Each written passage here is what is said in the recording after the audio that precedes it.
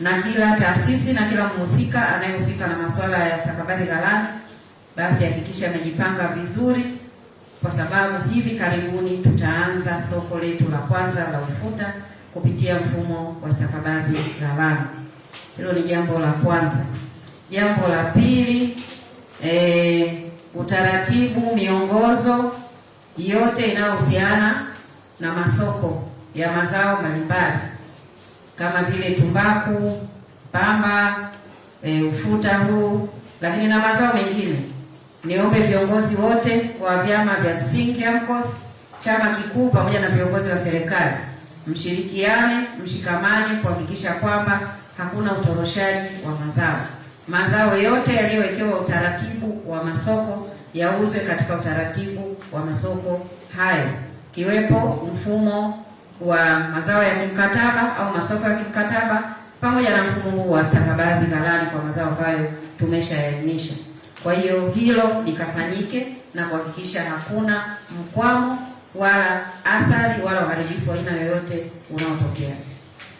Lakini jambo la tatu, wataalamu wa mkoa chini ya usimamizi wa katibu tawala wa mkoa, makatibu tawala wa wilaya, wakurugenzi watendaji, hakikisheni mnawasimamia wataalamu wote ndani ya mkoa ili kuweza kusimamia masoko haya kwa mujibu wa kanuni, sheria na taratibu. Lakini jambo lingine kubwa ni kuhakikisha kwamba mazao yote yanayopelekwa kwenye masoko yanazingatia kanuni za mazao husika. Kwenye zao la tumbaku tunao utaratibu, kwenye zao hili la ufuta tunao utaratibu. Ni kuhakikisha kwamba wataalamu pamoja na AMCOS zetu mnasimamia kikamilifu ubora wa mazao yanayopokelewa kwenye masoko yetu ili wakulima waweze kupata bei nzuri zinazostahili na kuepuka na malalamiko yasiyo ya msingi. Jambo la 4, masuala ya mizani. Nisisitize tena, ni lazima kwenye uuzaji na ununuaji wa mazao zitumike mizani ambazo ziko kwenye utaratibu wa kisheria na sio vinginevyo. Swala la rumbesa lilishapigwa marufuku, na hivyo hatutarajii kuona wananchi wetu au wakulima wetu wanauza mazao kwa kutumia rumbesa. Rumbesa ziko za aina nyingi, kuna rumbesa za ndoo, kuna rumbesa za gunia, kuna rumbesa za mifuko na kadhalika.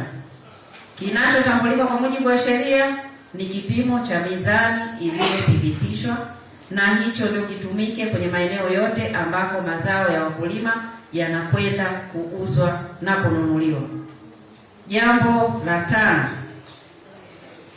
maeneo ambayo yameainishwa kwa mujibu wa sheria, kanuni na taratibu na kupata vibali au leseni za bodi ya mazao mbalimbali kwa ajili ya ununuzi wa mazao. Hivyo ndio vituo ambavyo vitatumika au ndio maeneo maghala yatakayotumika na sio vinginevyo. Kama nilivyoelekeza mwanzoni, kamati za usalama za wilaya ziwe macho kwa kushirikiana na wadau wengine kuhakikisha kwamba hakuna ununuaji ambao tumeuwekea utaratibu na unakwenda kufanyika kinyume na utaratibu tuliokubaliana wa kisheria. Na pale ambapo itabainika kwamba kuna masuala yanafanyika au kuna biashara inafanyika nje ya utaratibu tuliouweka, kamati za usalama chini ya wakuu wa wilaya, hakikisheni mnachukua hatua zinazostahili.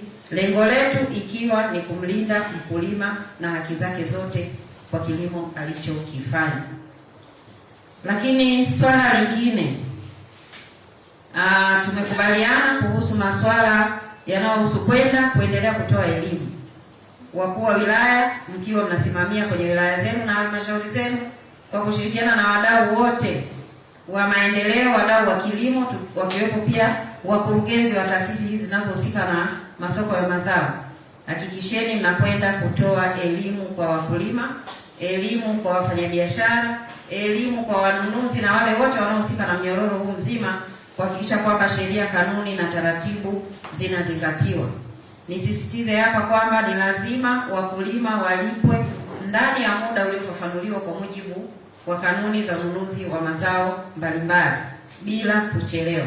Lakini pia nisisitize kwamba tozo mbalimbali zinazotozwa kwenye mazao hayo au zinazokatwa kwa mujibu wa sheria na zenyewe zipatikane ndani ya muda uliowekwa kwa mujibu wa kanuni bila kucheleweshwa. Tunao mapato ya mbalimbali kwenye mazao ambayo yanapenda kwenye halmashauri zetu, basi na yenyewe ifanyike kwa haraka. Lakini pia mkatoe elimu inayohusiana na swala la kuanzishwa kwa mfuko wa maendeleo wa Katavi ambao utawafikia wananchi wote wa mkoa wa Katavi kwa utaratibu mbalimbali, na hapo kuanzia tumeanza na wakulima ambao tutaanza nao msimu huu katika mazao haya ya mfumo wa stakabadhi ghalani. Lakini swala lingine, uharaka wa kusajiliwa kwa mfuko huu wa maendeleo chini ya katibu tawala wa mkoa pamoja na wadau wengine, ili mfuko huu uanze kazi zake mapema. Mfuko huu utakwenda kusaidia kwa kuanzia, tumezungumzia masuala ya elimu na afya, lakini kwa sababu ni mfuko wa ndani wa kimkoa, kama lipo jambo lingine tutaona ni changamoto na inabidi lihudumiwe, basi vikao vinavyohusika vitafanya mjadala na kufikia maamuzi ya kufanya hivyo. Lakini kwa sasa mfuko huu umelenga kutatua changamoto zilizopo kwenye sekta ya elimu pamoja na sekta ya afya. Swala lingine ni waombe wakulima kwamba tunapokwenda kuzindua msimu huu wa masoko ya mazao mbalimbali, na hasa mazao haya yanayokwenda kwenye mfumo wa stakabadhi ghalani pamoja na mazao ya kimkataba, ni waombe fedha mnazozipata mzitumie vizuri, wakulima wetu, mzitumie kwa ajili ya kubadilisha maisha yenu, mzitumie kwa ajili ya kununua mahitaji mbalimbali kwa ajili ya msimu unaokuja wa kilimo. Kwa ujumla wake, fedha hizi zitumike sawa sawa, zisiende kufujwa. Sisi huo ni ushauri na maelekezo tunayoyatoa. Tunataka kila mkulima anufaike na kila mkulima aongeze tija, lakini kila mkulima basi atoke kwenye hali aliyonayo msimu huu, apande na kuwa mkulima mkubwa anayevuna mazao mengi na kupata utajiri mkubwa kupitia kilimo anachokifanya. Nia ya serikali ni kuweka uwazi, ni kupanua wigo wa ushiriki na kuweza kumsimamia mkulima na wote walioko kwenye mnyororo wa thamani ikiwemo wafanyabiashara wapate bei bora. Hata pale ambapo imetokea kwa sababu mbalimbali, kwa sababu sio wakulima wote ambao wamefikiwa moja kwa moja, na ndiyo maana tunao wafanya biashara ambao tuko nao kwenye mnyororo wa thamani huu, ambao wenyewe watakuwa wamechukua kwa mkulima kidogo kidogo kuweza kufikisha kwenye ushirika. Basi tunaamini kwa sababu minada hii ipo, uwazi wa hizi bei tunazitangaza, mkulima na yeye hata kubali kuuza mizigo yake kwa bei ambayo haiendani na ile bei inayopatikana kwenye mfumo.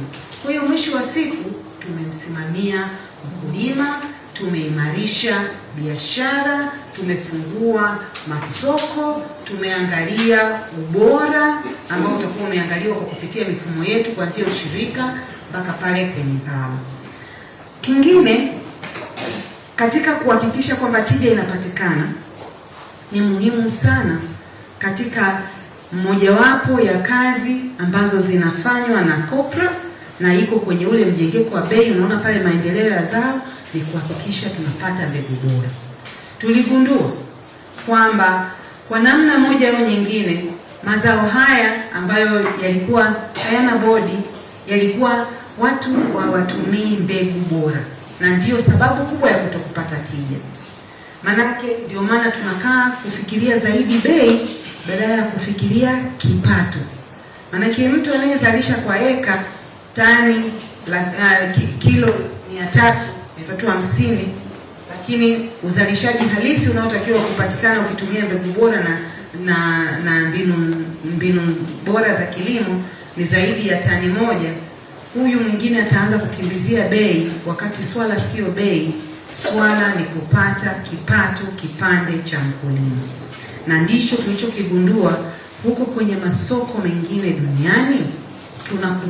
Tunapambana na watu ambao wamelima na wamepata tija kubwa kwa eka au kwa hekta. Kwa hiyo wao wanapokuwa wanapunguza zile bei, na ndio mwenendo wa bei za dunia, kwa hiyo wao wanatuchinja sisi, kwa sababu sisi unakuta tija yetu haijawa. Sasa kwa sababu hiyo, kimojawapo ya kipaumbele cha COPRA ni jinsi ya kuongeza tija. Na hapa sisemi zaidi kwa sababu mkurugenzi wa maendeleo ya mazao akija hapa, hiyo ndio itakuwa mada yake kuu.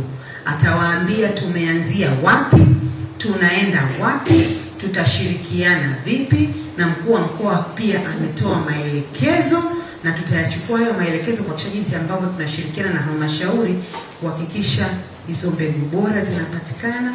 Tunahakikisha tunaweka mashamba zaidi ya ulimaji wa mbegu bora, manunuzi ya hizo mbegu, lakini vile vile matumizi ya pembejeo nyingine na usimamizi katika huduma za ugani, ili kuweza kuhakikisha tija inaongezeka, ili kipato cha mkulima kiongezeke.